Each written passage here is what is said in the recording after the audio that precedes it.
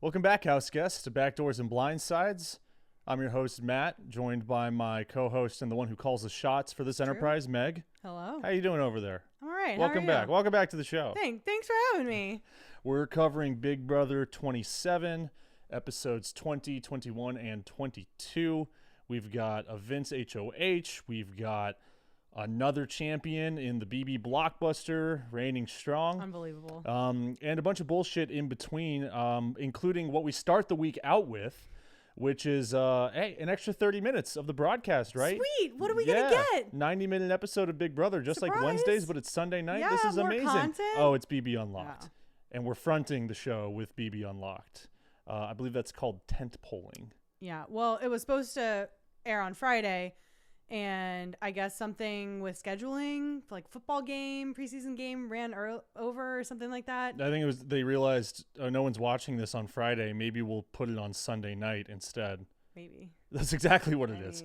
So we bring out Boston Rob. We tried to hide all of the Rylie eviction stuff. No one look at the controversy. Yes. Pay no attention to what's been happening online. Let's see Taylor on the wall again. Yeah. That'll really keep their attention. Hey, just evict Rylie and then straight into, look, Boston Rob. We have Boston Rob. Yeah. Look at him.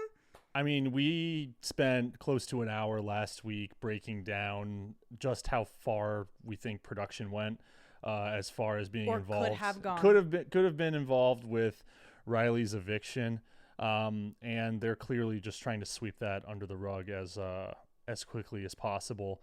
Although I saw Zay posted a photo of like a FaceTime with Rylie. Yeah. I think that was the only like internet presence we've seen of him in the last week. The only one. I mean, it was a screenshot from Zay's POV of FaceTiming with Rylie. Riley's up in the little corner, and that was it. He wasn't on Julie's God 101 podcast. There was no exit interview on BB Unlocked or like bring him on to, get his thoughts on the current standings of the game. I mean, that's happened with literally every other evicted house guest, but not Rylie. And then, he's just nowhere to be found. If you're listening and you dig the conspiracy theory or whatever, share it around. We're seeing a little traction on YouTube and on Instagram with these reels, and we would love to see it reach an even wider group of people. Not like we're trying to change anything here. It's not like we're on a mission, but it's just interesting. It's a different way to look at the show. And we're positive that they have meddled in this so far. And people might say, oh, well, we all know production meddles, but like that seems too far. It is called production. Yeah. Production. They produce. Yes. They don't just release 17 people in a house and say, have at it. No. They sit there. They're puppeteers. They get people to do what they want, how they want, what's going to get the most views, what's going to cause the most amount of good controversy and least amount of bad controversy. Someone might be fired after this season. Whoever was in charge of that particular decision making. Maybe, yeah. And one other interesting thing that happened in the fallout of Riley's eviction and him kind of going undercover, or I guess offline afterwards, he had his Instagram private the entire length of the show. He gets out of the house, he makes it public. His follower stats skyrocket. Well, I mean, that might be the only way that he's going to be able to, I don't know, give his side. That's a weird thing to say, but he probably can't. He signs that's NDAs. true. NDA. Yeah. He's not gonna. He can't say a single bad thing about Big Brother. I mean, maybe he's just looking to monetize while he can, right? But he hasn't posted anything. Literally, the only thing we've seen is him on Zay's story. That's it. And then there was a screenshot of the pre-jury group chat that everyone has. So all the pre-jury people, and they were saying that they were going like live on TikTok or something like that. So they always put out, additional content by themselves together, mix and match. And someone asked in the comments, they were like, is Rylie going to be a part of this group chat? And Jimmy responded, he goes, no. Yeah. Shit, dude. Yeah, dude, I think that's the fucked. first like public condemnation from an existing cast member from this season. No, well, Jimmy also said hashtag free Katherine Woodman. Yeah, he was already kind of poking at that before. Yeah, but I think he was the first to really just say like absolutely not. Which is funny because then you have the other side, Zay. And honestly, Zay really does seem like a good guy. So maybe he was just trying to extend an olive branch and just like hear his perspective, or even like give him a lowdown and a warning about, hey, I mean, at that point, Rylie probably already knew, but. I mean, at that point, like you got to remember too, like they hadn't seen each other in like 5 weeks, so I imagine they're all calling each other just to be like, "Hey, welcome back to the real world." Yeah. So that's how we start off the week, with a recap show that nobody wants because everyone's already listened to our recap show. Right, exactly. So why would you consume the same content twice and less interesting? Well, the thing with BB Unlocked, I just really wish they would give us new content. Like, give us behind the scenes, give us like, you know, some blow up extended cut, right? Like, give us something that's interesting, not just, you know, these rant and rave and Nicole Franzel's big news of she's having another baby. Cool.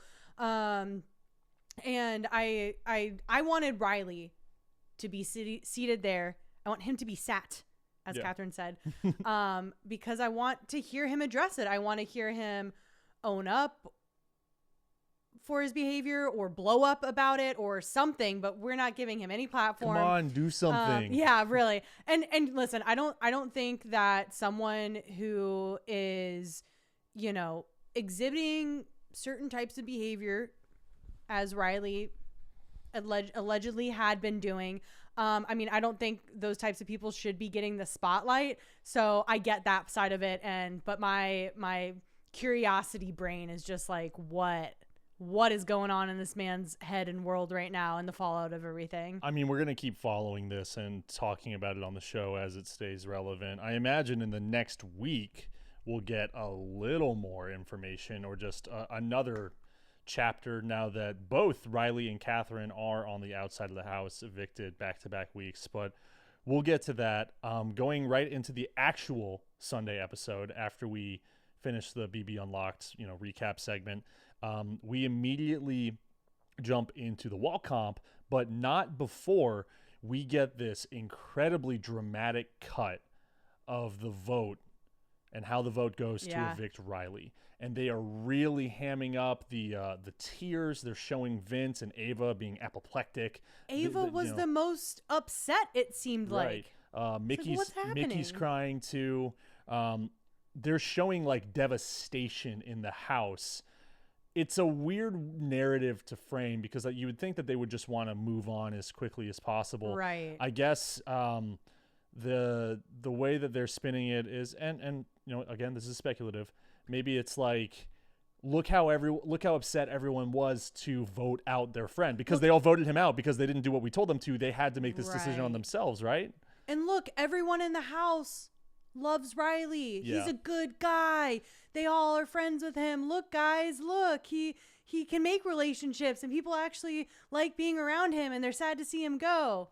We were getting not a lot, but more than a handful of times this week, we just got a line from someone about Rylie, like, I miss Rylie, or he was a good guy, or we were working together, something like that. I mean, I do think they're trying to stay on the good side of his persona as long as possible, because they had his entire edit on the primary episode, so they have to keep it up. They're not going to flip the script all of a sudden unless he actually did something, cross a complete hard line boundary with Katherine or someone else in the house, where they actually had to pull him. But they spent a lot of time on it, though. Like, it kept this you know, sizzle reel, this recap reel, whatever it is, where it's the dramatic music, it's in like muted colors.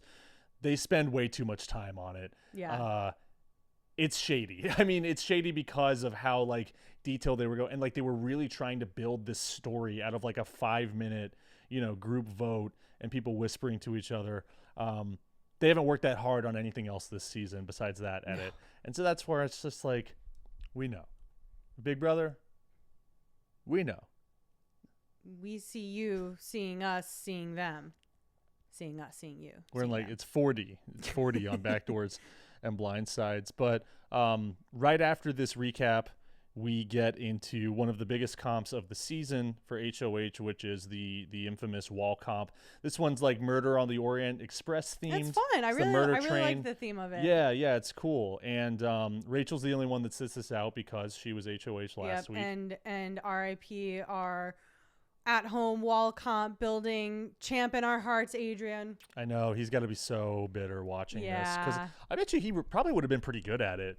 He was the right size. He trained for it. And notoriously, or historically rather, it's the, smaller, stronger people who go the furthest in these types of competitions. So even though Keanu lasted pretty long, people like Keanu, who's these big guys, super muscular, they don't typically last as long because they have more body weight and just more mass to have to hold themselves up, where they're literally, 60 to 30 degrees tilted down. Going into it, who did you have your money on? I was riding on like Lauren or Kat. And honestly, Vince, again, he fits in that body type and that like strength category that I think is really good for these types of endurance competitions. I thought Morgan was going to be a lock. Yeah. Because like she's an athlete. Yep. Track star. And she's got like, she's kind of lanky. Yeah. So no, she also has the build for it too. That was surprising. I think that I was positive that she was going to go hard, and she was third out. Unfortunately, she eats shit like immediately. Yeah, she was third out, but not before Ashley and Will fell at the same exact time. And so I'm going to spoil it. The quote of the week is not from a house guest. Okay. It's from you. Oh, really? Yeah. Oh, I made quote of the week? Yeah. Oh, hell yeah. Yeah, you made quote of the week, and we were sitting down together watching Sunday's episode live, and Matt goes, quote, "I can't believe I have to watch this man fuck up in the first minute again." I don't even remember saying that, but that's exactly how I feel. I wrote it down verbatim.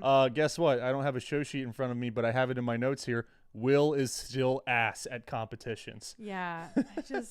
I want to see him do well. I love Will. I want to make that clear. And to be fair, he almost won the week that Ava won HOH. It was them in the final two, and he easily could have won that. It was, anyone's game at that point. Look, the guy is bad at competitions, but I actually think he's playing pretty well, and I hope he goes the distance. I don't want him to leave early, but once he is back home, like, you bet your ass I'm subscribing to his podcast.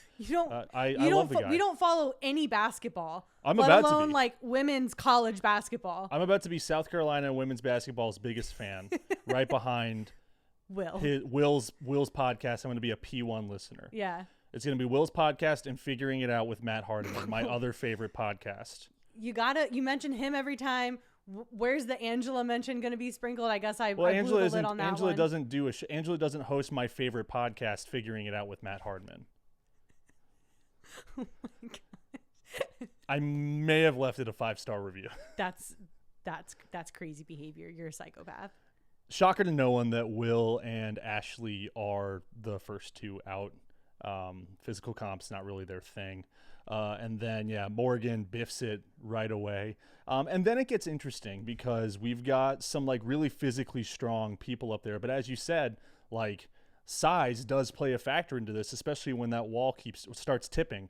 And one of the first people to really move around when that wall tips over is Kelly, who is hanging off of this wall like she's fucking Ethan Hunt. It's insane.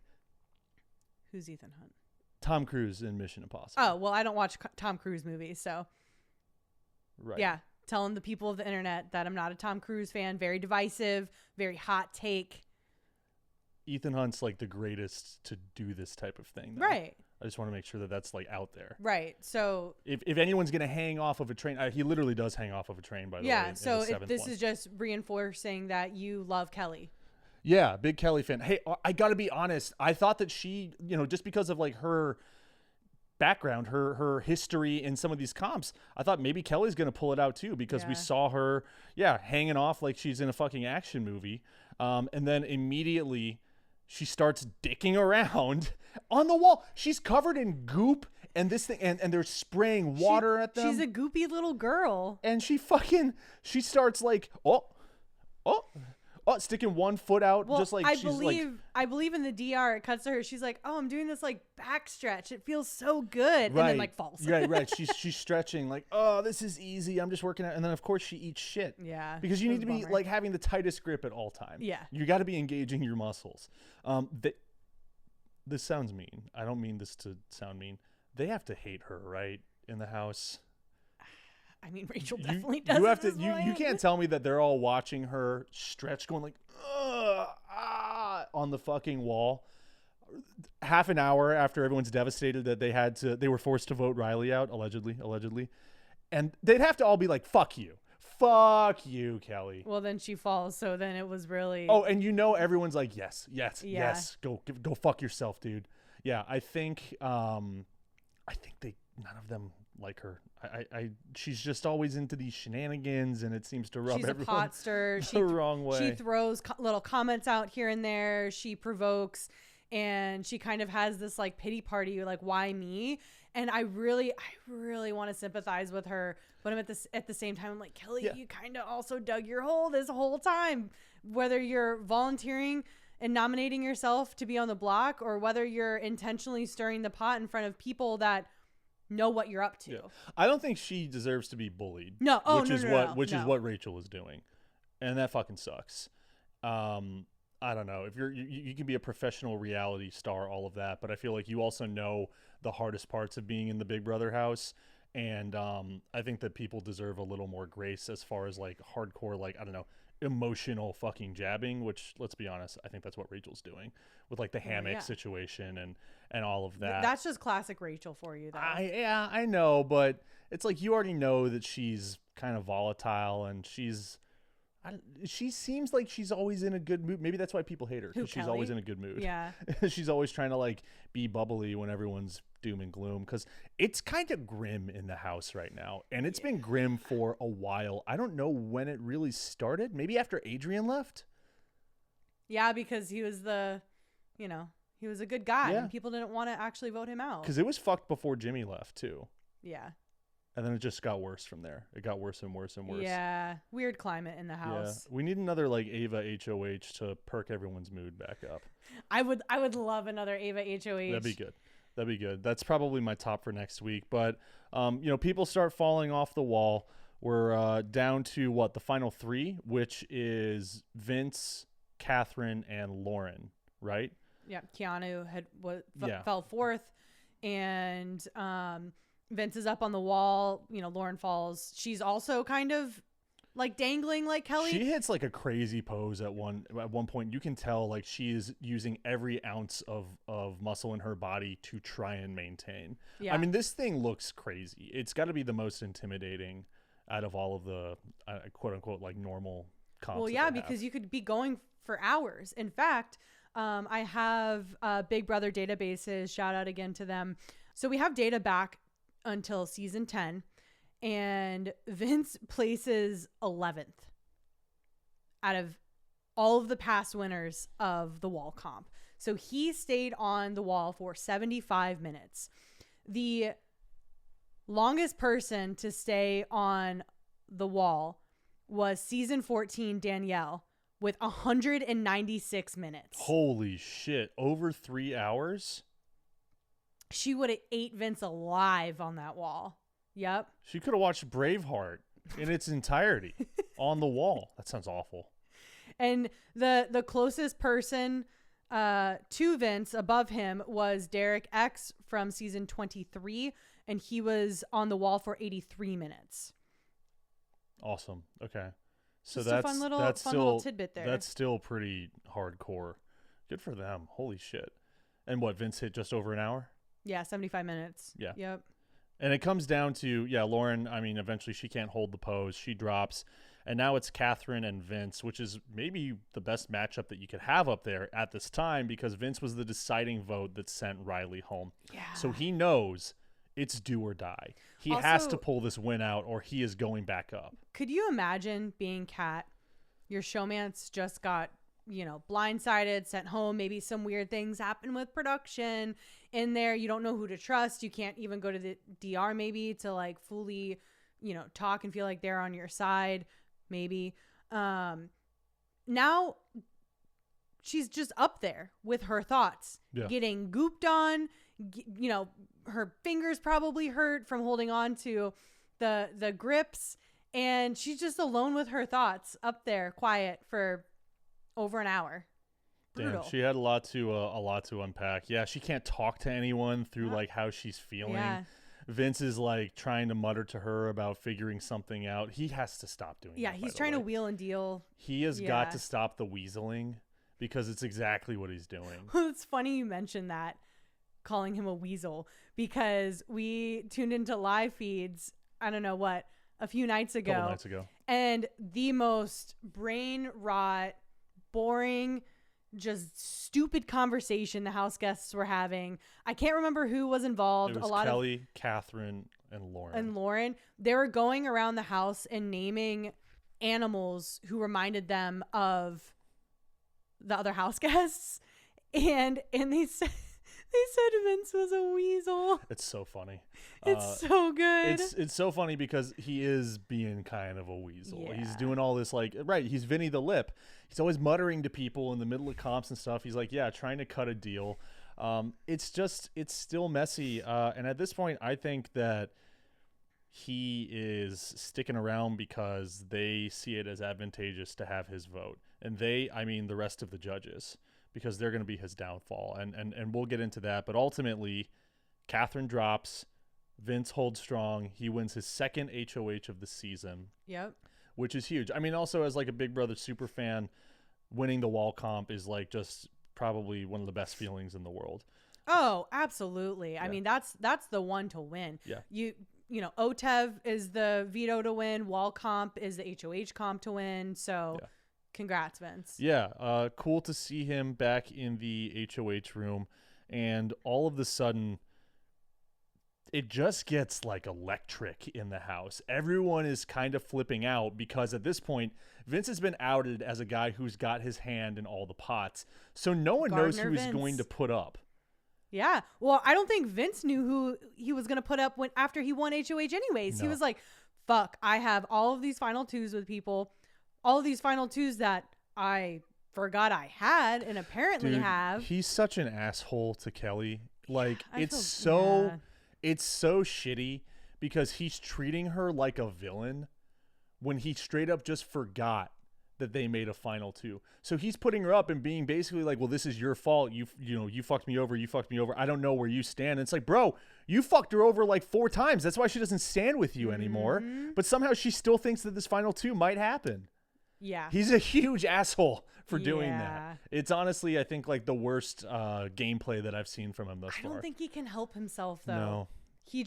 I think he is trying to go into this game with the mindset of like, I've wanted this for so long. I'm finally getting it. And then he's trying not to mess up. But in the process of trying not to mess up, he's self-sabotaging. Yes. Whether he realizes it or not. Yes. I think he kind of realized it a little bit, like a week or two ago. Yeah, we can smell our own. Anxious dudes with mustaches. And you're in a flannel tonight, too. I know. I am kind of raw. I should have put the beanie on for Vince. Yeah, you should have. All right. Next time he's on the block for live eviction, I will dress like Vince in support. I love that. In solidarity for him. I love that. Are you going to straighten your hair under your beanie, too? It's not long enough. Yeah, all 1.5 inches of it. Yeah. So he's now being shitty to Kelly. Yeah. And, of course, she's one of the first people that he puts up. Yep. And then along with that, he goes with Ava, which makes sense. Ava she Pearl. put him up 2 weeks ago. Yeah, tit for tat. And honestly, she took that one on the chin. Yeah. Love to see it. You know, you have some people that get up there and be like, I'm going to burn the house down. Like, fuck you, fuck this. No, she's like, yeah, it makes sense. I put you up. I'm up. No sweat. Exactly. I'm like, I love that. Okay. Yeah. Okay. Unbothered queen. We love it. And I think it was, again, live feeds where we saw her talking maybe with Mickey and Ashley. Mickey and Ashley both told Ava, whoever sits next to you is going home. Yeah. And that was pretty, I mean, that's like, you're outing basically like the whole house being cool with this person. Right. For the most part, which is, it's impressive. That's the only thing that Ashley is able to have a pulse It's the only, on. yeah, I was like, oh, Ashley actually is paying attention to the game. That's the first, dude. Let's just talk about that now. Ashley is so bad at Big Brother. and she seems perfectly nice. Everyone seems to really like her. She's so fucking bad at the game, dude. Well, people like her, I think, socially, but she's just kind of clumsy. She leaves her shit all over the house. And she I think it was Rachel's HOH where Rachel's looking around and she's like, yeah, that's Ashley's. Ashley left that up here. That's her, whatever on the floor. That's her cup over there. It's Ashley's house. Would Ashley be just a girl? Am I using that phrase correctly? She's just a girl. Perfect. All right, I'm in. The moment in tonight's episode, in Thursday's episode, when she's talking game with, I think she's talking game with Katherine, right? And she tells Katherine, if you're up there next to Kelly, like, you've got my vote no matter what. And then she turns not even 180 degrees. She just takes a step with her left foot and Kelly's right fucking there in the wall bunk. And so what does she do? She scurries out of there as fast as she could. Best way to get out of that, honestly, it's what I would have done. I would have fled. I would have ran out to the opposite corner of the house. I would have been behind the hammock for 2 hours. No, I would have been like, just kidding, bye. Yeah. I knew you were there. I was just messing with you. And then in the same episode, she has the same conversation with Lauren. And now Lauren instigated this. She brought her back into the room. And Ava's up in the bunk, and they're talking about getting Ava out. Just a little bit of awareness. Mind your surroundings if you're going to talk game. It's the only time we see her talking game, and she's still not doing it right. And to be fair, Ashley was sitting on the middle bottom bunk. Right. She couldn't see Ava, who was on the top right bunk. She couldn't. Lauren sitting facing Ashley. I guess she couldn't see up to that bunk. She's not very tall. Yeah, but you don't think Lauren's tall? I don't know. She might. She's not as tall as some of the other players. Like who? Vince. You think Vince is tall? Keanu. Okay, Keanu. I actually don't know how tall anyone is in the house. They're always sitting. Yeah, that's true. They're or you're only getting around. They've always got blankets on. I can't see their legs. Yeah. I don't know how much they've got going on. Anyways, Lauren's sitting there, and she should have been able to see Ava. Maybe not when she was sitting down, but at least when you're walking in. And I said from very early on, it may have been our first episode, where I'm like, I love this bunk bed wall because you can kind of hide. Oh, sure. So, Ava unintentionally was hiding in that moment, and I was like, girl, this is hilarious. Good for you. And I mean, Ava should totally keep that in her pocket for now. And the next time when it makes sense for her game, she uses that against Ashley or Lauren. Probably Ashley, because they're more aligned with the same people. She can use that as a chance to get Ashley out. Yeah. Whether it's to protect her final two with Rachel or whatever that may be. Yeah. Ashley stays fucking up in every which way. Right. And so does Mickey, to be fair. But Mickey sees more of an immediate punishment because she's the third nomination. Right. And she's up there kind of because of Morgan. Morgan is pushing Vince. Do not go against the Judges Alliance, which, reminder, the Judges Alliance is Morgan, Rachel, Will, Ashley, Vince, and Vince. Yeah, she seems really confident in the judges, which is funny because Vince is immediately dubious, right? Because we haven't had a successful alliance the entire time. Yeah. Well, and he's like, why would I get sucked into this group with people, especially with Rachel, who has been targeting me? And I mean, he has to know that he can't trust her, right? He's not that naive. He shouldn't be. I mean, what she said to him was, I've never crossed any of my allies, and you know that. Is that true? I can't remember. Yeah, then if you can't remember, if you can't be certain. Well, to be fair, I think one of her only allies was Brendan. True. Her husband. Yeah, her actually, yeah, what allies? They've all been sent home, Rachel. Yeah. Amy, Jimmy, all these people. So, yeah, Mickey is the third nom, and he decides to keep the judges safe for now. I think Morgan was so insistent on that because Morgan has been very unprotected for the last 3 weeks. Now she's finally got some safety in this group of 5. She's like, please don't fuck this up for me. Right. Because she's ultimately going to have to choose between Rachel and Vince at a certain point if that splits too early.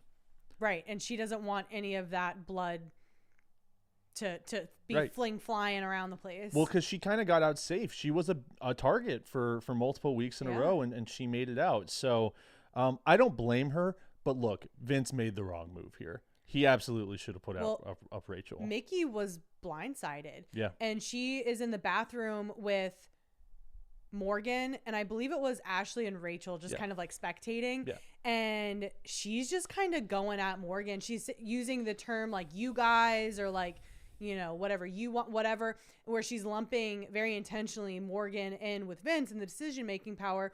And Morgan's like, what do you mean? I didn't do anything. I'm just a girl. I mean, if Mickey still has not seen that she is on the bottom, she's really dumb. Because she's on the bottom, right? It's like her and Keanu, I feel like. Maybe Kelly. Yeah. No, those I think that's the three bottom right now, for sure. And I think everyone else in the house seems to believe this too. Like, she had her HOH. She got to usurp Rylie, right? She uses that HOH interrogation power up. Mm-hmm. Maybe it did go to her head, right? Like, and that's a pretty crazy. It's a baller move to do something like that. I mean, it doesn't matter who you do it to. You're shocking everyone, and then immediately everyone has respect for you, right? So maybe that did go to her head. But also, we said this last week. She might be the worst example of paranoia in the house, and how it can totally fuck up your game, because it's like completely dissolved her, whatever she had with Morgan, whatever she had with Ashley. Ashley has gone from like, I'm not really feeling Mickey, to I don't really fuck with Mickey, to straight up, I want Mickey out. That's what she said this week. So it doesn't look good for Mickey either. I think she's the one that really has to play for her life in this HOH next week. Her or maybe Keanu. Which, honestly, to be fair, she has never won HOH. Right. She stole it. That's correct. So just an interesting thing to keep in mind. So if she's sitting close to those final two chairs and she uses that as a selling point, then I'm gonna take issue with that, because you found a power up during an HOH comp, but you did not win HOH. So just interested to see how she continues to spiral out of control. Hopefully she can zip herself back up, because that's what I would hope. But I don't think there's any redemption for her in my book as a fan watching her. I'm just like, she's done too much damage. She's gotten way too personal, talked about people's families and saying that, like, what is Brendan and the kids thinking of Rachel's decisions? And I'm like, just stop. Yeah. You're just getting ugly with it. Yeah, that's the thing, is like she did turn a little ugly with some of these situations she's been put in. Very spiteful. And like, she's even burning Will. Yeah, Will's like, I don't want to get in the middle of this. Will's like supposed to be her day one, and he's quietly like Homer Simpson retreating into the bushes, because he realizes she's gonna fuck things up for him if he sticks around and stays too close to her. So he doesn't want to get involved in controversy. Yeah, and the judges were formed as basically an anti-Mickey alliance. So I think that's at least a side quest of the next couple of weeks. And or a production needs to make this alliance make sense so we can get Rylie out. That's so true. The manufactured alliance, the industry plant alliance. Yeah, exactly. So those are our three noms. And the house is, like, I guess pretty divided at this point, right? Because everyone feels kind of good about Mickey, but obviously people don't like seeing Ava up. And Kelly is, I guess, like the least shocking part of it, but people don't like seeing Ava up on the block, even if she does handle it well. One of the funny things that I wrote down here that Mickey said about Vince putting her up, she said, I see why it took him 10 years to get here. Maybe he wasn't qualified in the first place. That's so fucking funny, dude. Something to note is that while Morgan was really trying to protect Rachel, Keanu was pushing hard for Vince to put Rachel up. Keanu has no idea what he's doing. I mean, and it's not like that's a secret, but it does baffle me every week how close he gets to making something work and then just fucking it up. And it's not like we have to rehash the last couple of episodes. Well, let's just rewind for a second. He had just solidified a final two with Rachel. And then he's going to Vince being like, you should put Rachel up. Right. Like him agreeing to make a final 2 in his mind is the first step in getting her out, because I guess he's making her feel safe or earning her trust or something like that. I don't know what Keanu's thinking. Yeah. I don't think Keanu knows what Keanu's thinking. Well, and I think that most people in the house should realize by now, like, Vince is kind of a blabbermouth, and he's going to say whatever he has to protect himself. That's how he got Jimmy out. Yeah. That's how he's gotten a couple people out, honestly. And sure enough, Vince is dubious of the judges, and really he contemplates putting up Rachel. I think it should have been a move this week, and you know, we'll get to use of veto, but what he does right before the right before the noms, he tells Mickey that he might put her up, and I don't know why you would do that. I mean, I get like the softening the blow, but either just tell her she's going up or not. Like it does seem like he's truly unsure of himself, and he's debating that in front of her, and it just makes you look like you have no idea what you're doing. I don't think he knew. That's exactly that was happening. He had no idea what he was doing. So I think he's lost. I think he's made too many agreements and alliances and final 2s that he doesn't know which way is up or down or left or right. And he's just like,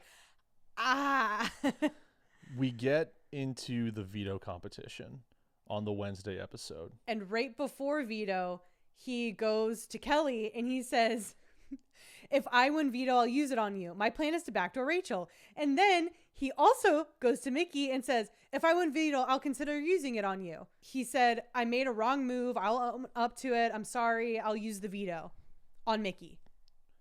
He just told 2 of his nominees who are playing in veto, which he's also playing in, that he would use the veto on them. So right now, Vince better be hoping that he's not winning a veto, because he's overpromised already before we even get to the competition. And you know what? We got a quick glimpse of the house after the live eviction, and Mickey was telling someone that he, meaning one of the men in the house, threw the veto comp. She has to be talking about Vince, right? Oh, I mean, there's only 3 he's left. Yeah, but what issue would she have with Will at this time? Will did throw the comp, by the way. I mean, maybe they were talking about Will, because she's pissed that he didn't win and take her off. But little does Mickey know that Will's also tight with Ava, so he didn't want to be forced to pick between Mickey and Ava, because they would both expect him to use it on him. It's an interesting veto competition. The little switcheroo, the poison drink. It was really fun to watch. Well, I swallowed wrong right when Morgan was explaining the directions of, and I was coughing and I was having a little moment all about me, and she was like, all right, are we ready to get started? And I was like, can you pause it? I have no idea what this competition is. Like, it's so convoluted and so confusing, but then I very quickly caught on. Yeah, it's a fun one, right?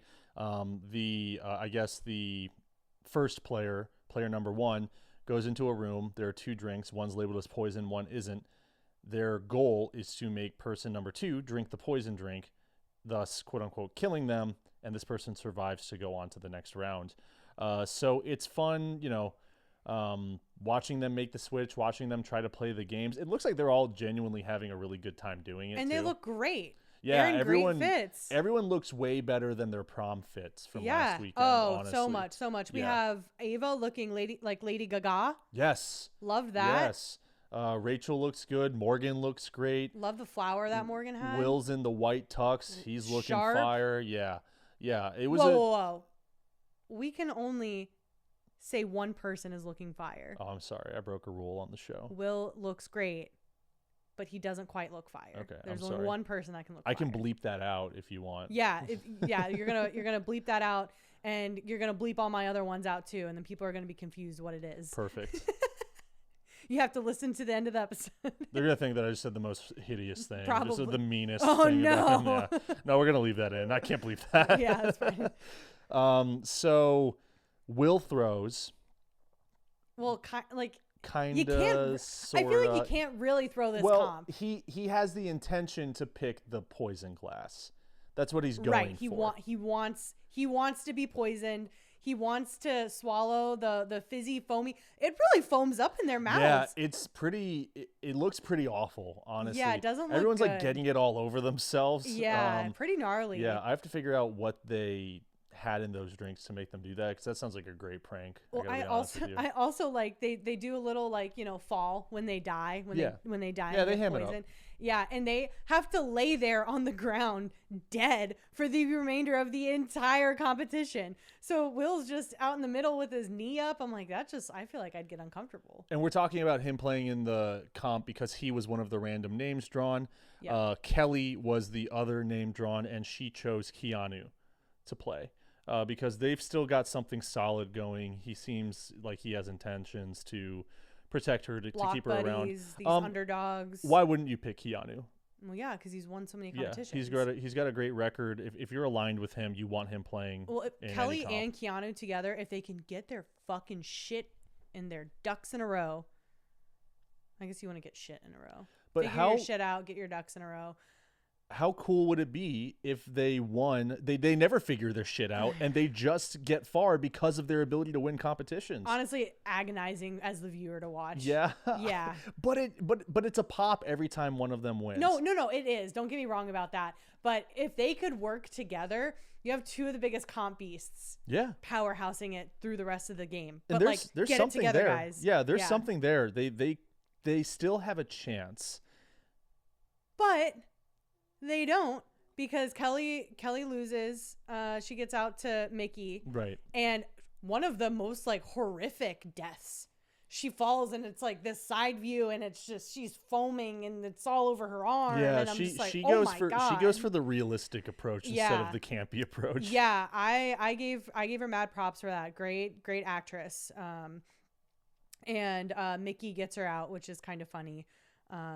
But then Vince is walking with his two glasses and he's going straight to Mickey because the goal of this competition is to get Mickey out.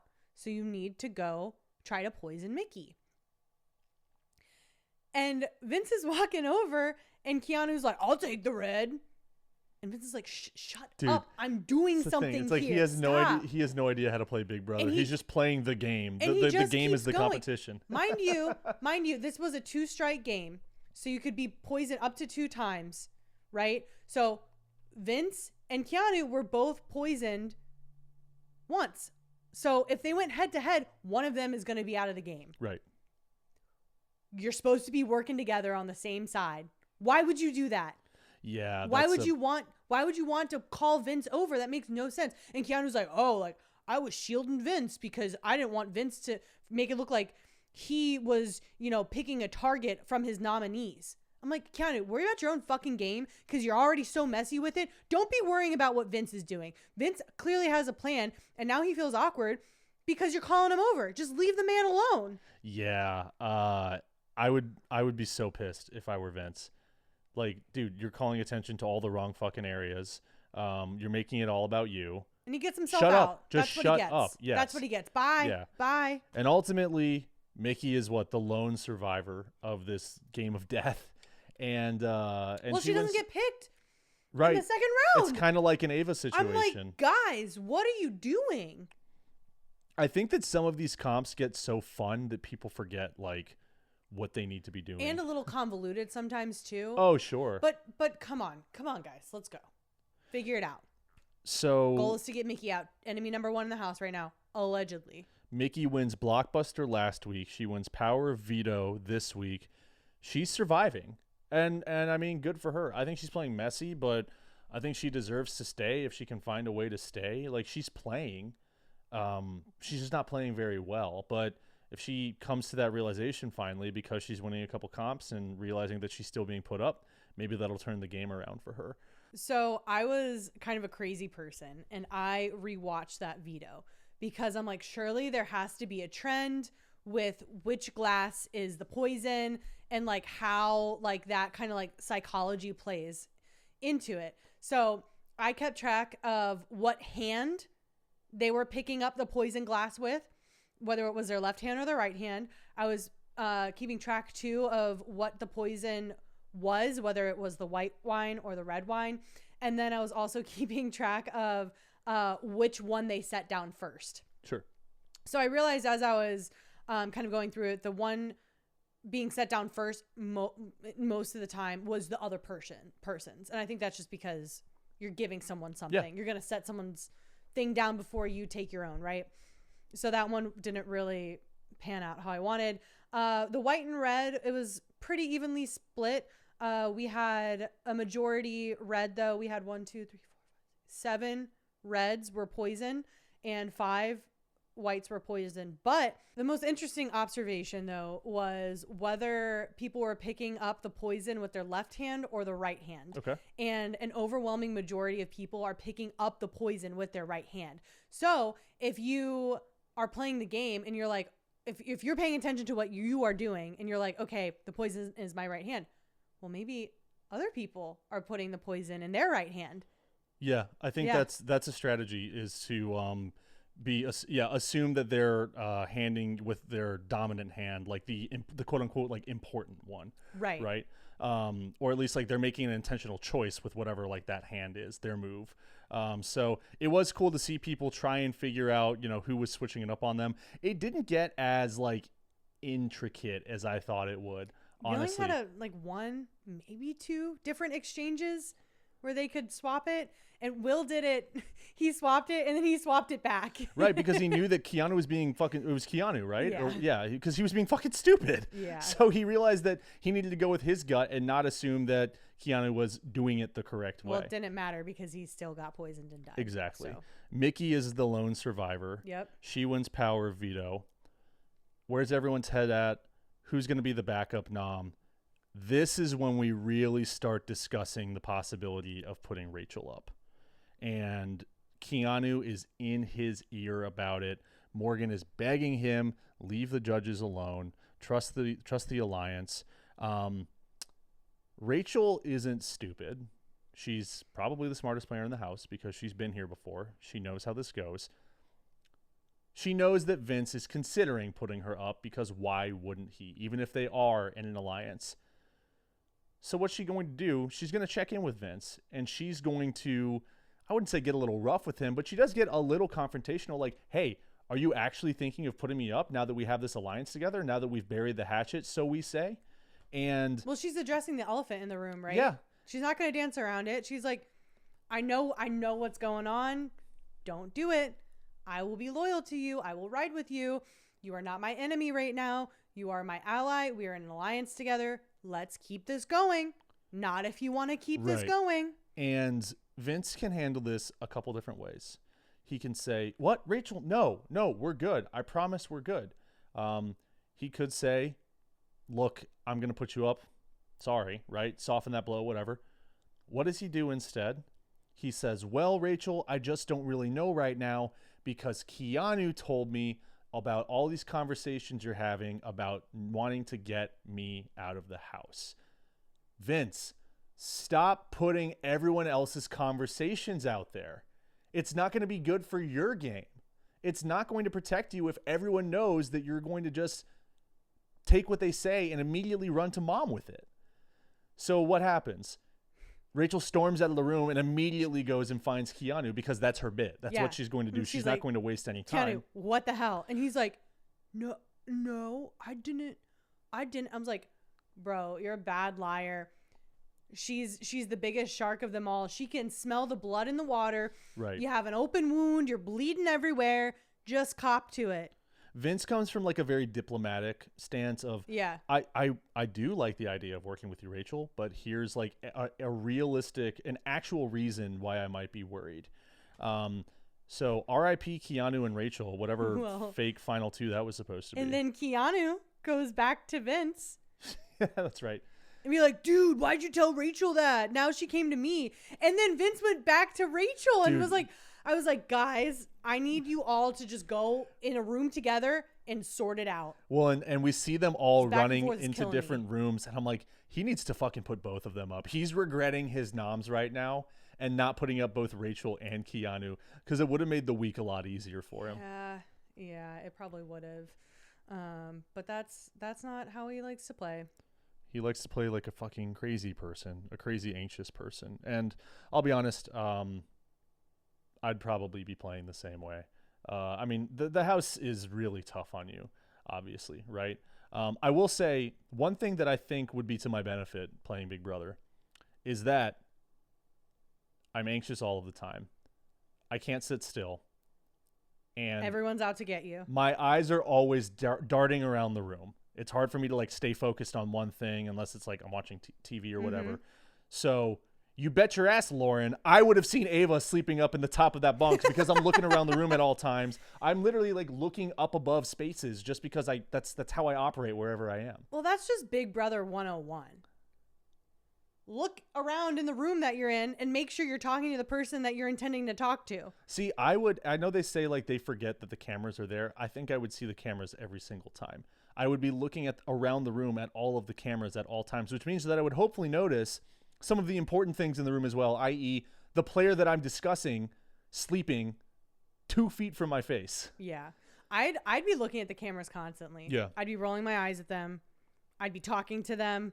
Doing a little show Will. I'd be doing my own little show. Oh my gosh, Will does these little shows on live sometimes. I love him so much. And it's always after like wine night. Yeah, he's got a solo cup of wine. Yeah, and he's just like saying just goofy stuff. It's all super lighthearted and funny and goofy. He's standing in the middle of the courtyard looking up at like one of the big cameras. He's kind of talking with his hands and his so arms. Awesome. He's always shouting out Gwen. Yeah, his chocolate drop. I hope Gwen's there on finale night. Oh, they've really built her up as a character. He's making it to jury on the definitely. show. So at least. So I mean, I think obviously like the anxiety of being in the house would probably be my biggest downfall, or at least what I would hate the most. Well, actually, I think what I would hate the most about being in the house is obviously like being away from you. What's yours? What would you hate? Is it wrong if I say being away from the dogs? That's better than what you told me the other night. What did I tell you? I think I can't remember. We went over this. I couldn't remember what I had for dinner the night prior to the last episode. So what did I say the other night? We're watching live feeds, and this is totally unrelated to the live feeds, but I think one of us was eating kettle chips, and all of a sudden the discussion came up of what are kettle chips? Where did they come? It was a very like Seinfeld fucking or Curb discussion of what are kettle chips? This kettle, where do they come from? And so what do? We go to our fucking phone because it's a wealth of knowledge out there to look up the kettle chip process. I remember this. I know all about the kettle chip now. I spend about 10 minutes recounting the history of potato chips. Fascinating, by the way. And the origin of the kettle cooked chips. Right, they're not made on a belt. They're made in batches. It's a whole thing. It's because of the temperature of the oil when you drop the potatoes in, and then it like gives it this different fry. And without looking away from the TV, Meg says, I've always thought that the worst part of being in the Big Brother house would be being away from you, but honestly, I think it'd be being without my phone, so I can't just look up shit whenever I want to. Yeah, because the infinite knowledge is at my fingertips. So whenever I have a question or a curiosity about the world around me, God forbid, I'd have to just sit there and be like, I wonder. And you go on. I mean, that's what the people, I miss my husband, but I also miss the shiny box that sits in my pocket. Well, no, it's not the phone specifically. It's, I have a question. It can be answered immediately.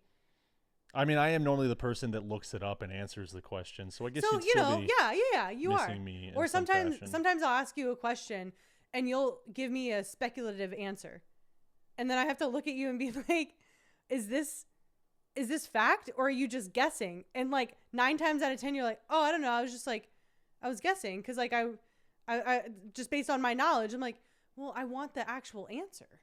Yeah, but I don't always know the fucking answer. And you don't like that. No, you don't like it when I say I don't know. You're not satisfied with that. So I'm going to make up some bullshit. He's not wrong. Honestly, that's where I would excel in the house. Is I'm pretty good at just making up bullshit. Yeah, but I would be the encyclopedia for everyone. That's true. I mean, you do. But it would be my own version of the encyclopedia. Movies and pop culture. Everything else is just made up. Yeah. But I feel like you root it at least in your relative knowledge, or like, I saw this, so maybe it means that over here with this thing.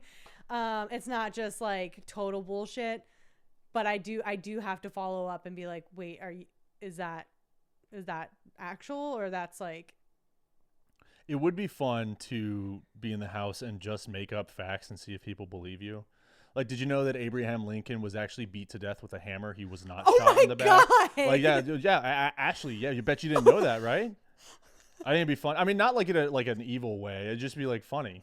Why is that the fact that you chose? Because I was watching a sketch where Abraham Lincoln got beat to death with a hammer instead of being shot. Okay. I mean, I pull from areas of inspiration. Okay, yeah. I just thought you just plucked that out of your own demented dark corners of your mind. No, I mean, I could just start a misinformation history podcast. Everyone else has got one. True. I could get in on that. So we already have a conspiracy podcast now. Right, so. Right. We're on all the best. We're on all the best corners of the internet. Oh my gosh. So of course, Mickey takes herself off, and Vince, after much deliberation, decides to go the safest route possible and not backdoor Rachel Rylie, which, by the way, he has told 3 separate players in the house who are not all aligned together that is his plan. I'll say it one more time louder for the people in the back. If you have not reached the point in the game in which the thing is happening, do not talk about the thing. Never. Do not be like, oh, well, if I win HOH next week and this person, I put these people up, and then this person wins veto, and then they take themselves down, and then I'll put up this person as my replacement. Stop talking about your future plans. Talk about the here, talk about the now, because that means less people will be mad at you in the future when you go back on it. Right. Not only is he putting everyone's business out there, but he's also like going back on his word to people as well. He might be the most untrustworthy player in the house. Well, yeah, because even if I'm Rachel, right, she doesn't see the block, which can't believe it. Over half the house will be out before Rachel even touches the block, and that's fact right now. So I can't believe she hasn't been on the block yet. Biggest target in the house. But if I'm Rachel, I'm not feeling comfortable with Vince still, because I know he's floating my name. Other people are floating my name. Yeah, it's coming back to you. Of course it is. The house is too small at this point. Yeah, you waffled so much, and like, I don't like someone who waffles on me. Vince, you're on the block next time if I win. Yeah, I mean, it makes perfect sense. But instead of making the big move, potentially taking a shot at Rachel, which, let's be honest, well, we can get to it, but I think anyone playing against Kelly in a comp has a greater chance of losing. You've got Kelly going into this competition. You've got a comp beast playing in the blockbuster. Why not take those odds and take that shot at Rachel? Right. Because the next time you do it, you have to hope that Kelly's in there, or Keanu's in there, or someone else who's going to kick the shit out of the competition and make sure that Rachel doesn't win. It's a huge oversight on Vince's part. The only way Rachel goes home is if she is backdoored. Right. She does not go home if she is sitting before veto. No, not if she has 6 days to campaign. Exactly. So she comes into the house, she gets released upon the house as the 17th surprise house guest. Production gives her a week of safety for that. Right? They do that because she's going to spin her webs that first week. Look how well it's paid off for her. Yes, her allies have gone home, but she has not touched the block. She's played a pretty good game so far. Yeah. And people are afraid of her. And some of them trust her, some of them like her. Right? So she has this multifaceted game.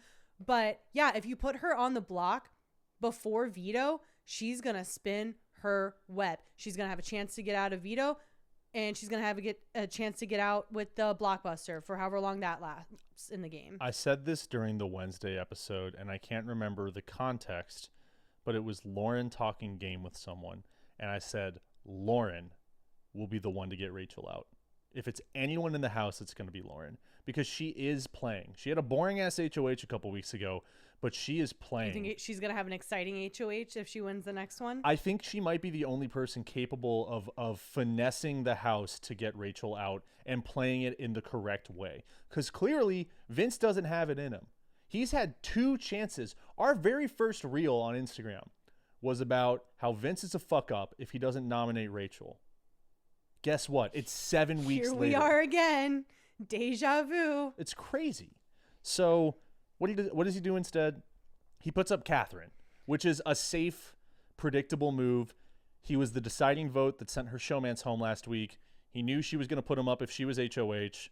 So this is like a kind of a pseudo enemy right now. I don't want to be a target next week. I'll just see if I can get her out. Even though it seemed like Mickey was still the primary target up until this point. Right. And then now he's like, I guess I don't really care. I guess getting Katherine out is like safe for me. And so let's Kelly, do that. I don't think anyone wants Ava out. No. Quite at this point.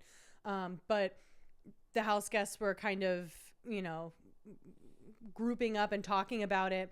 And they're like, oh, we can't believe Vince like betrayed us again. It may have been like Keanu and maybe Lauren or something. And Kelly says, it's not a betrayal if he's not on our side. Ooh. I was like, damn, I felt those words. They were weighty. Thank you, Kelly. I mean, that's... If you didn't have quote of the week about... Oh, yeah. About Will, having to watch Will play and miserably fail in a competition, that would be my quote of the week is from Kelly. I beat out Kelly. Yeah, congrats. Hell yeah. So Katherine obviously pissed about going up, kind of fucks up things with Lauren too. Here's the thing is I just really don't give a shit about the pity party of I'm going to piss off the house either way. I like pissing out the house. I love pissing out the house, by the way. I don't think you can do that on Big Brother though. They'll leak footage of it. No, probably not. So, dude, that's the show. That is Big Brother. You're going to piss off a group of people. You have to have confidence in doing that. Has anyone shown confidence in pissing off part of the house? Rachel? Jimmy? Yeah.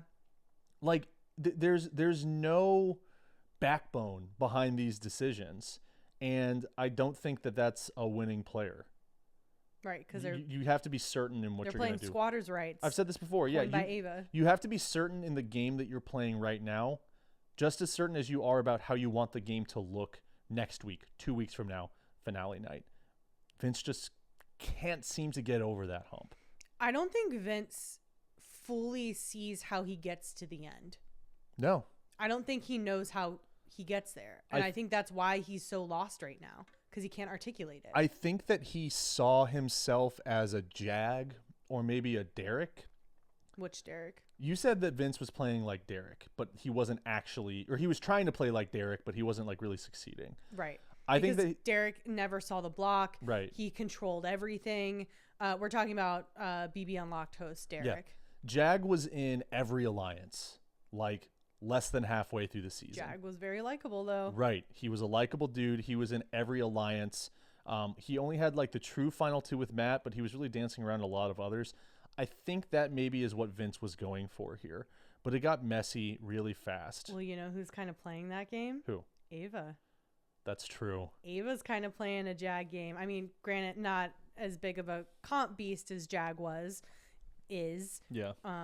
Shout out seeing him on Amazing Race this season, yeah. Upcoming season.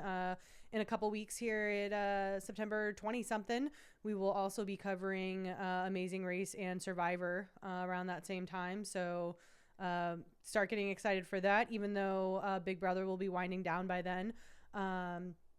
But I do think Ava is kind of playing that super likable game. She kind of came out being, this absolute mobster in her HOH reign. I love seeing her play that way. I love seeing her not being walked over by Keanu when he was having his little hissy fit because no one was celebrating his veto win a few weeks ago, and Ava, spit back at him. Right. I think she is a very dynamic player. We also saw her on lives this week. Was it last night?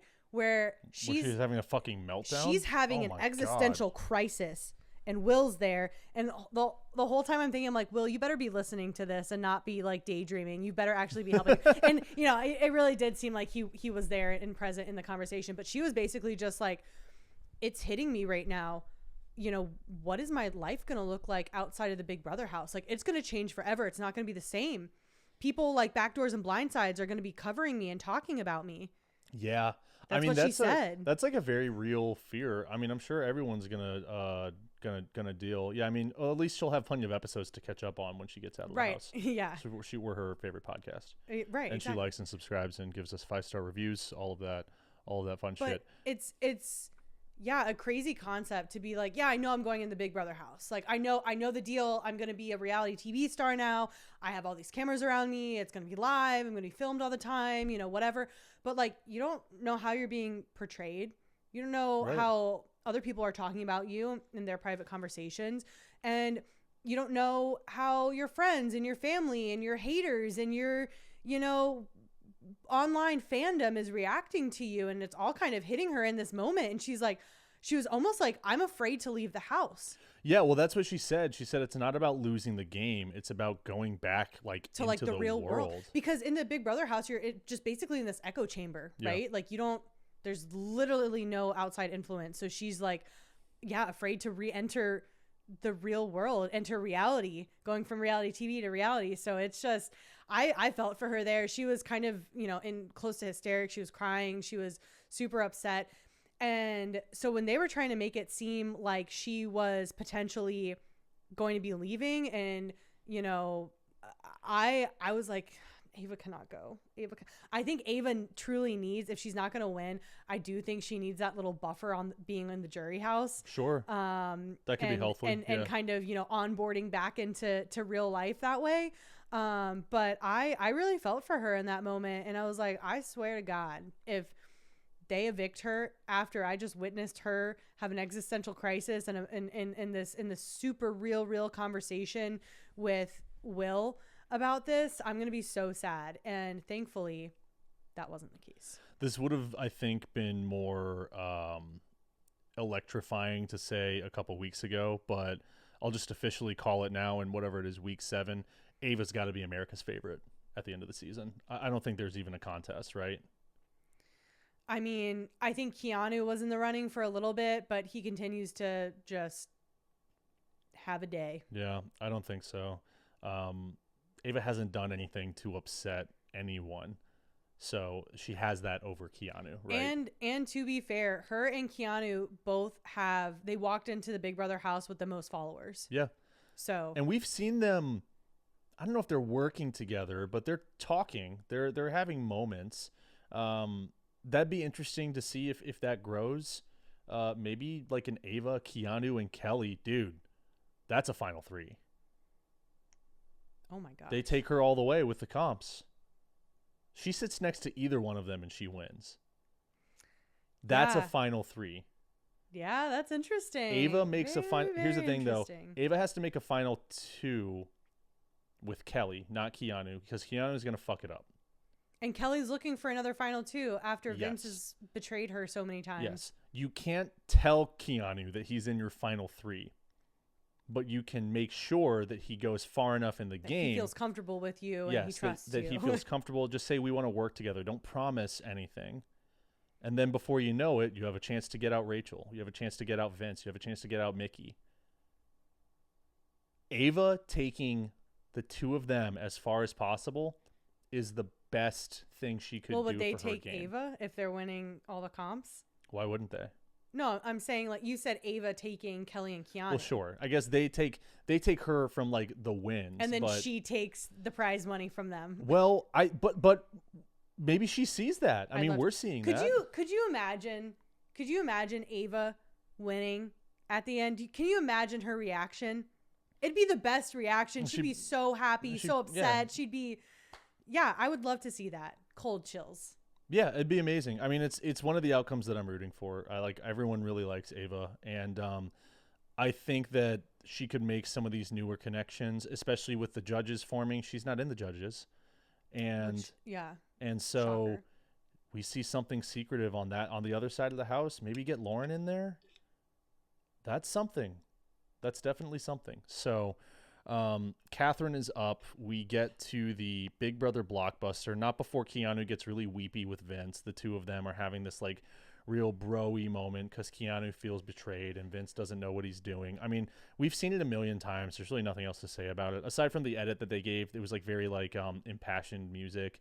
He was like given this like 300 Leonidas type speech about Vince and how he wants to uplift him and all of that. I mean, it was a positive moment. Like he can say whatever he wants, but he's gonna go fuck it up in the next 24 hours. He's gonna say something or do something to Vince or to Lauren, one of Vince's allies, and he's gonna make it harder for himself. And also not before him and Keanu and Rachel got in another spat again.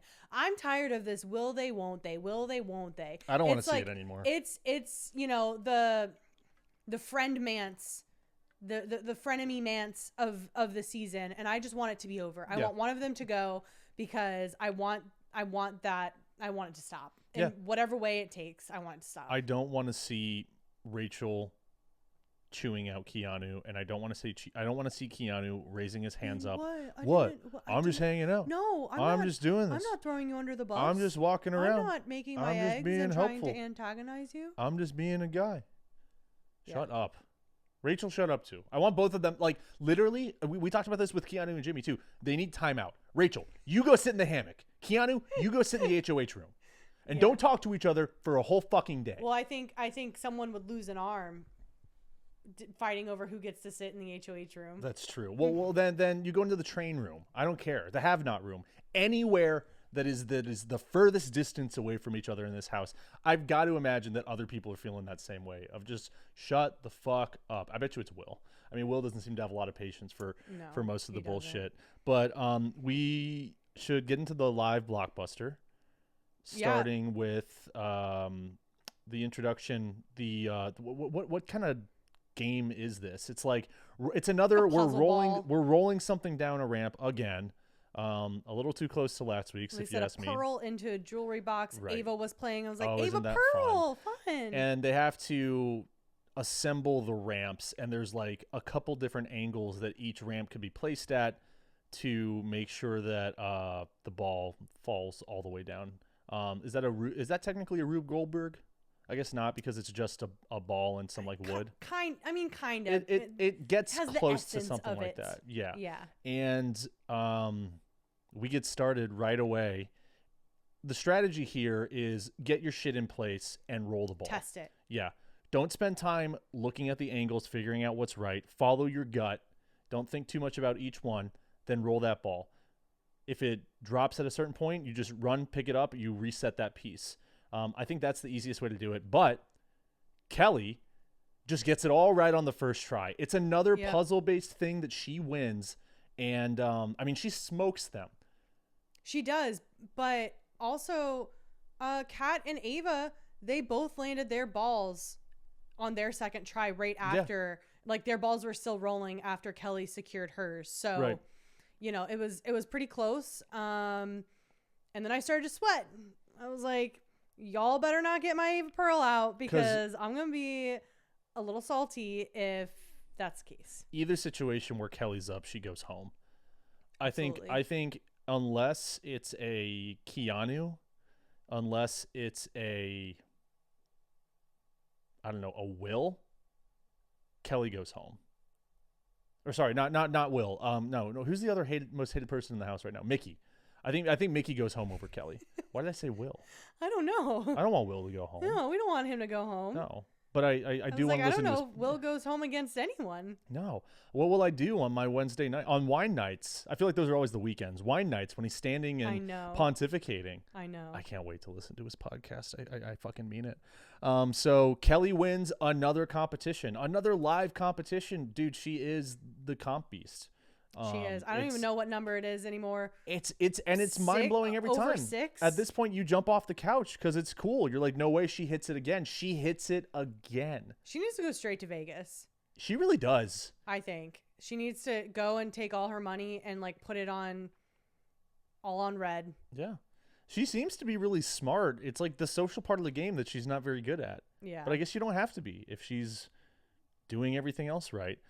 So Kelly comes off. We have just a few minutes. It's Ava versus Katherine.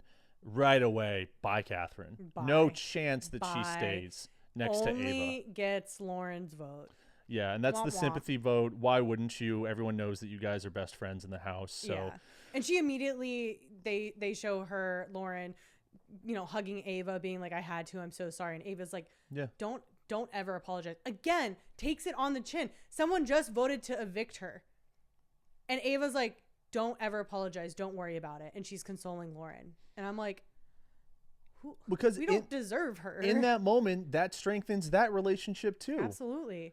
If I'm in that situation, I'm like, oh, this person actually isn't furious with me. She understands me. I feel safe with her now. Yeah, absolutely. Maybe not safe enough to like vote together, make an alliance, but maybe next week I will. Yep. I think it's as much game as it is her just, I think, being genuine. And that's a good way to go through life, obviously. She's so easy to root for. Yeah. And we say farewell to Katherine. It's a 7-1 vote to evict. I think this week was the most gameplay we saw from her all season. Well, we kind of were like, yay, she's released from Rylie. She seems, really, clever and cunning and smart. And we didn't really get to see her build a ton of other relationships outside of Rylie. Obviously, a little bit with Lauren. They had, their strong relationship as well. But we were kind of like, okay, let's see Katherine play. And I think, honestly, the other house guests were thinking that too. I think Ashley said something like that in her farewell message. And we didn't get really to see that. Her back was against the wall in the later half of the week. And Julie asks her about Rylie. Yes, we were on the edge of our seats. And the way she asks her is very interesting. It's not just like, so is Rylie the one? No, she does not. She says, Julie asks Katherine, she says, some people viewed your relationship with Rylie as more one-sided, that you weren't so much into it as he was. Is that the truth? And she says, no, I'm into him. I care about him. I think he's really special. And she starts off with talking about Game, how he kind of protected her, but also like she's talking about her feelings. She's kind of blushing. She's kind of like looking at her feet.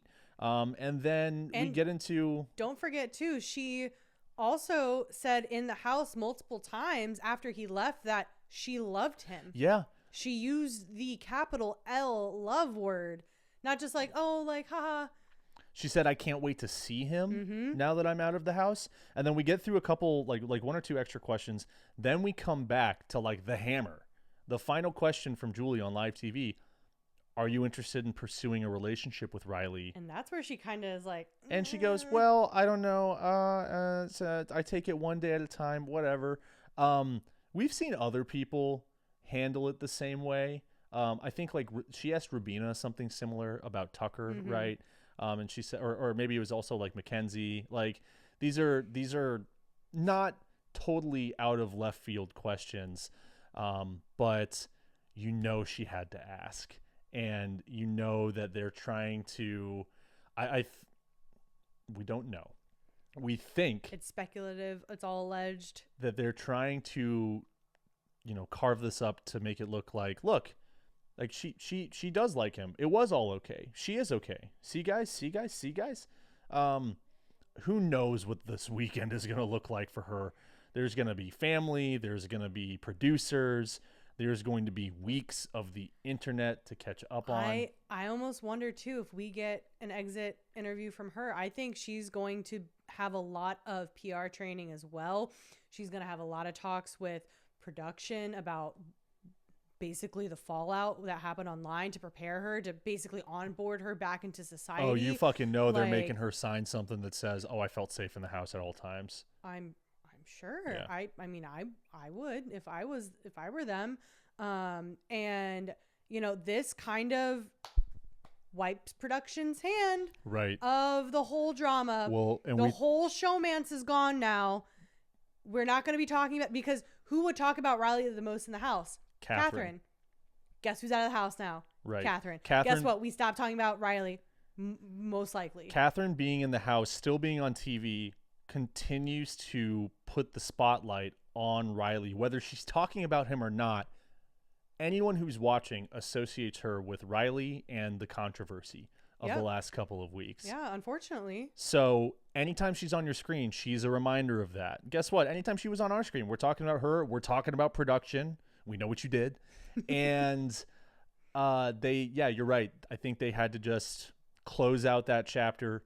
I mean, I don't think that this was dirty. I don't think this is engineered so much as like we thought maybe the Rylie exit was. Yeah. But we were saying before noms were made, boy, it would really be to production's benefit if she was out of the house next. And I think it might have even been just during like the HOH comp.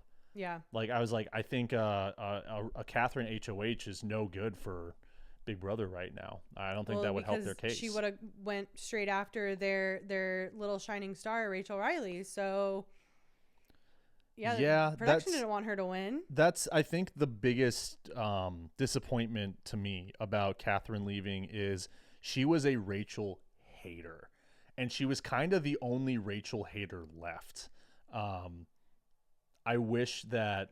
I don't know about that. Well, you think like Keanu, Kelly. Yeah. Don't forget, Rachel and Kelly got into it on the hammock because Rachel was rolling her eyes while Katherine was praising Vince and giving Vince a compliment, and then Kelly saw it, and then she told everyone and made a comment about it, her stirring the pot again. Yes. It got back to Rachel that happened, and then Kelly tried to give Rachel a goodnight hug on the hammock, and Rachel was basically like, fuck off, don't touch me.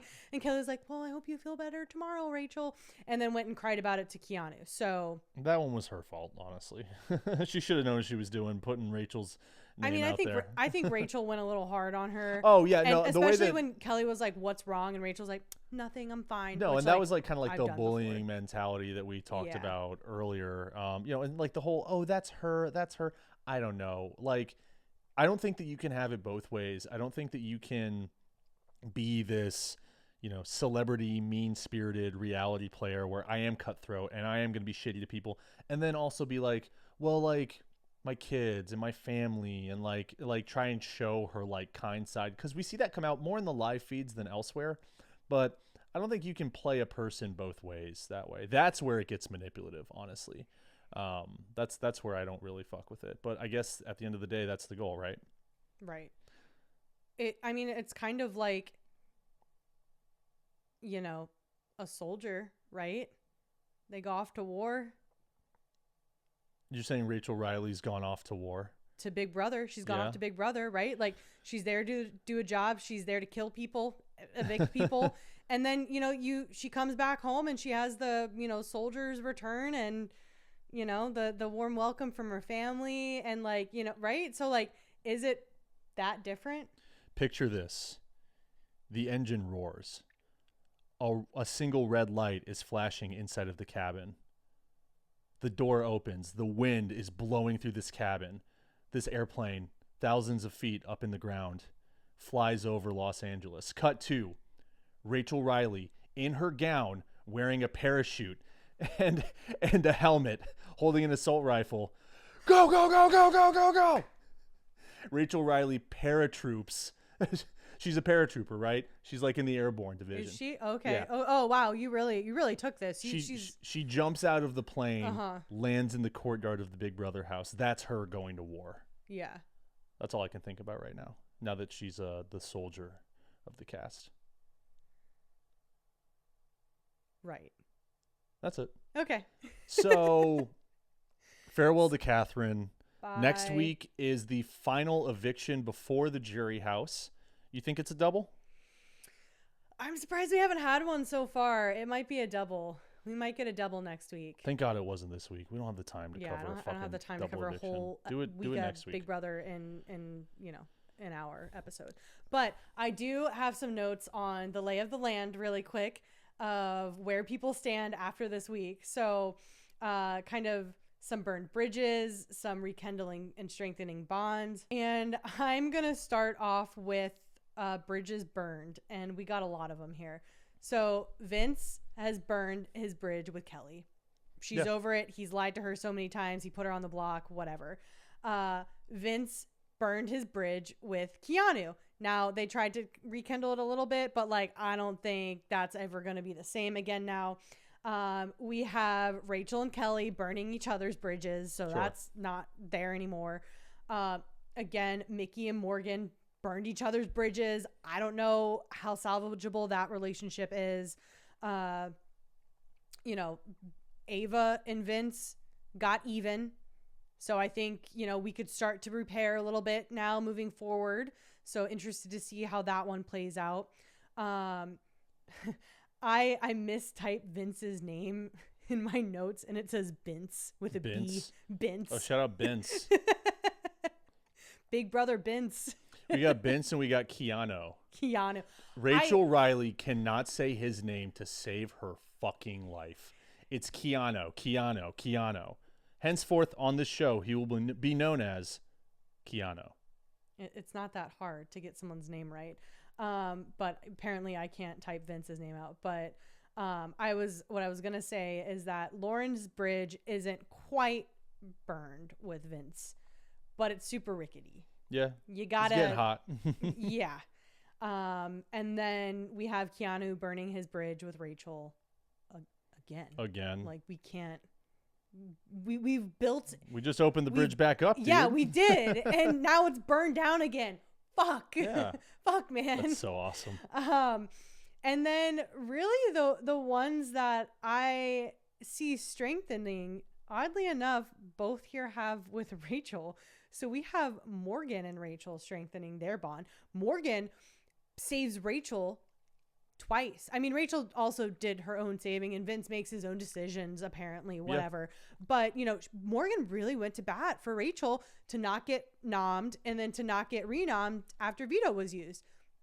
And then we also see Rachel strengthening her bond with Mickey, the enemy of the house. Very interesting. Both kind of enemies of the house in their own different ways. Well, because here's how she looks at it. These are numbers. If I can make it so that they feel safe with me, if I can craft this to make them feel like I kept them off the block or I kept them from going home, those are my numbers. And I'm going to stick around another week and another week and another week until I fuck over one of them. Now I'm in the finale. They have to see this. And now she's $750,000 richer. They have to see this. I cannot believe it. I'll keep saying it every single week. I can't believe that Rachel Rylie has not been on the block. I can't believe she hasn't been evicted yet. It should have been goal number 1 when week 2 started and she, you know, wasn't safe again. It should have been get her out, get her out. She should have been sitting on the block at every possible chance. It's ridiculous how she hasn't touched the block once. Do you think that it would cause issue with the viewers if she won? I don't see anyone rooting for her. I think some of the older Big Brother fans are maybe rooting for her. I think any of the newer fans, if this is your first season, you're not rooting for her. You're like, who's this lady? Even if you've watched in the last, you know, handful of years, you might not be rooting for her. You might be like, who is she? So I don't know that she has a lot of, you know, newer fans. I think all of her fans are kind of legacy from when she was, you know, back in her heyday with her showmance with Brendan, with coming back and doing the All-Stars and winning and, you know, and then she's popping up on Worst Cooks in America and Traitors and all these other shows. So you're like, oh, that's someone that I know and is familiar and I can root for her because I know her or I love to hate her or whatever it may be. So, yeah, I think it would be interesting if she makes it to the end and if she wins. I mean, I'm rooting for her in the sense that, like, I just can't believe it. They continue to play just a dumb game and not get her out. It's mind-boggling. Baffling. Boggled. My mind is boggled. I had to make sure that I got that right. Boggled. Julie's fit. Yeah, I mean, she was in it's like a flowy. Yeah, it's almost like corporate. You know, like a business, like vesty, skirty, like some fun shoulder stuff. Yeah, showing a little, you know, little shoulder. But you know, it really was, I think, fire. There you go. Sorry, Will. And I think is that it? Yeah, that sums it up. Be sure to follow us on socials at Backdoors and Blindsides on Instagram for daily reels, memes, at Backdoors and Blindsides on Threads for live posting during the show, at Backdoor Podcast on X for live posting during the show, as well as other video, photo content. We are now on YouTube Shorts, so be sure to subscribe to our YouTube channel. Full video episodes on there as well. You can see the whole backlog. 5-star review wherever you get your podcasts. Leave a comment. Throw a like button wherever it is. We've seen some cool numbers come in over the last week or two, especially with our tinfoil hat conspiracy theories making the rounds online. So thanks to everyone who has shared that so far, whether you agree with it or not.